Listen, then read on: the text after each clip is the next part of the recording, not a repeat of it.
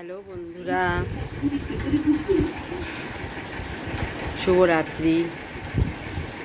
আজকে রাত্রিবেলা ছোট্ট একটা ব্লগ করতে ইচ্ছা করলো, তাই তোমাদের সামনে এই ছোট্ট একটা মিনি ব্লগ নিয়ে আসলাম। তোমাদের সবার রাতের খাওয়া হয়ে গেছে নিশ্চয়ই। আমি এখনও খাইনি, আমার হাজব্যান্ডের খাওয়া হয়ে গেছে, শ্বশুরমশাইয়েরও খাওয়া হয়ে গেছে, শুয়ে পড়েছে। এখন এই আমি খাবার নিয়ে বসছি, রাতের বেলা খাবো। এই করলাম, দেখো তো বন্ধুরা, এই সুজিটা কীরকম হয়েছে একটু কমেন্ট করো তো, কেমন হয়েছে। তারপরে যা বৃষ্টি হচ্ছে, বৃষ্টিতে বাইরে বেরোনো যাচ্ছে না, ঘরে থেকে থেকে ভালো লাগছে না। কি করব, আমি বৃষ্টিতে ভিজেই ছাদে কতক্ষণ হেঁটে আসলাম। তারপরে সেই রুটি করলাম, সুজি করলাম। আজকে তো সোমবার, আজকে আমরা নিরামিষ খাই,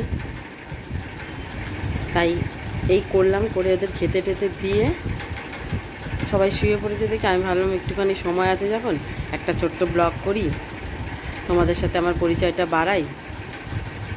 তো সেইভাবে তো ব্লগ করতে পারি না, সে কারণে কারোর সাথে আর মিশে ওঠা হচ্ছে না, আর উৎসাহ হিসাবে তোমাদেরও কোনো কমেন্ট পাচ্ছি না। আমার ব্লগ হয়তো তোমাদের ভালো লাগছে না। তো ছোট যারা আছো তাদেরকে অনেক ভালোবাসা জানাই, আর যারা বড় আছে তাদের অনেক প্রণাম।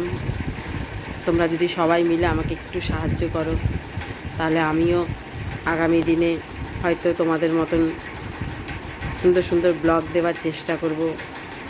এখনও পর্যন্ত বড় ব্লগ করা শিখতেই পারলাম না, ছোট ছোট ব্লগের মাধ্যমে তোমাদের সাথে পরিচয় বাড়াচ্ছি। তো আজকের মতন টাটা বন্ধুরা। রূপা সবুজের জীবনের গল্পের পেজ থেকে তোমাদের সকলকে জানাই শুভরাত্রি ও অনেক অনেক অনেক ভালোবাসা, আগাম শুভেচ্ছা।